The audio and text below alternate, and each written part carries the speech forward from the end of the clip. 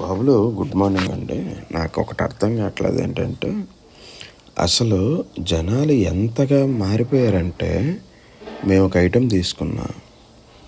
Item రూ. 300 అని చెప్పగానే, చీ రూ. 300 అని అన్నారు. సరే, వాళ్ళ ఇంట్లో అదే ఐటెంని వాళ్ళు 2000, 3000కి కొన్నారు. సేమ్ ఐటమే, సేమ్ క్వాలిటీ. అంటే డిఫరెన్స్ ఎక్కడ వస్తుందంటే, మనుషుల యొక్క మెంటాలిటీ.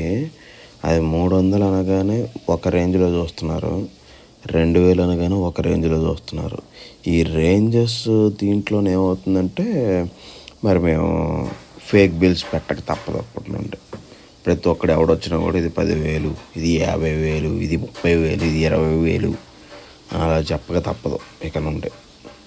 అంటే ఆలోచిస్తున్నా, అంటే ఎంత మనీ మైండెడ్ చెత్తనా కొడుకులతో అందరు తిన్నాం, ఇట్లా ఎలా అవుతుంది అసలు?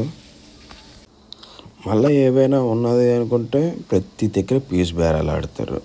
రూ. 20 దగ్గర రూ. 5 నుండి కొండాలు, రూ. 15 దగ్గర రూ. 3 నుండి అడగడాలు.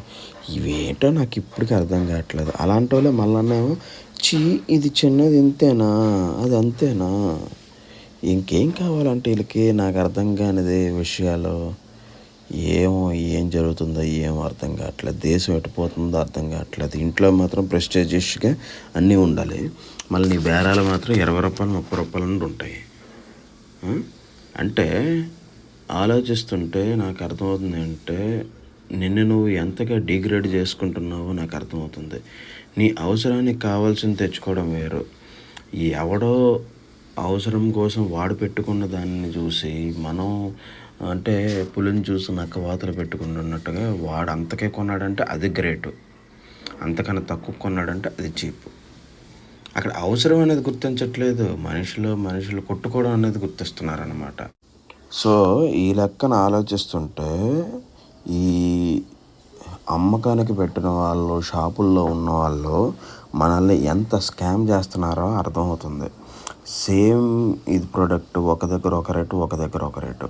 సో ఒక మూవీలో నేను అర్థం చేసుకునేది ఏంటంటే, సేమ్ అదే ఇడ్లీ పిండితోటి చేసిన ఇడ్లీ రూ. 10కి దొరుకుతుంది, రూ. 20 దొరుకుతుంది, రూ. 200కి దొరుకుతుంది.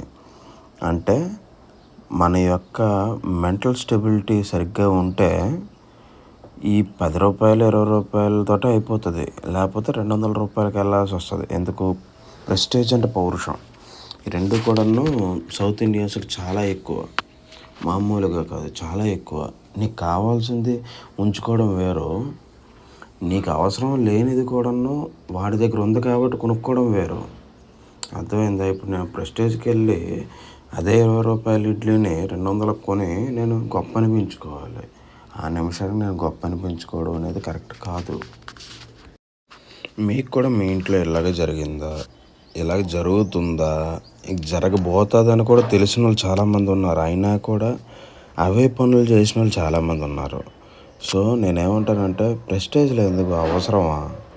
ప్రెస్టేజ్ల వరకు వెళ్ళి వాళ్ళతో వీళ్ళతో మాటలు పడి చేయాల్సిన అవసరం అనేది లేదు, నాకు తెలిసినంతవరకు కూడా. నీ అవసరానికి కావాల్సింది తిను, నీ అవసరానికి కావాల్సింది కట్టుకో, నీ అవసరానికి కావాల్సిందట్టు నువ్వు ఉండు, అంతే తప్ప వాడెవడికో 10 సీటర్ల కారు ఉందని మన దగ్గర 10 సీటర్ల కారు, లేకపోతే వాడి దగ్గర ఇంత కేజీ బంగారం ఉందని మన దగ్గర కేజీ బంగారం కొనుక్కొని అప్పుల్లోకి వెళ్ళిపోవడమే తప్ప ఏం చేసేది ఏం లేదు ఇందులో. నేను అంటుంది ఏంటంటే, నా ఇంట్లో జరిగిందనే కాదు, ప్రతి ఒక్కరి ఇంట్లో ఇది జరుగుతుందనే విషయం నాకు తెలిసిన విషయం, మీకు తెలిసిన కూడా నాకు తెలుసు. సో ఆలోచించుకోండి ఒక్కసారి, ఎటు వెళ్ళిపోతుంది, మనం ఎలాగుంటున్నాం ఏంటి అనేది ఒక్కసారి ఆలోచించండి.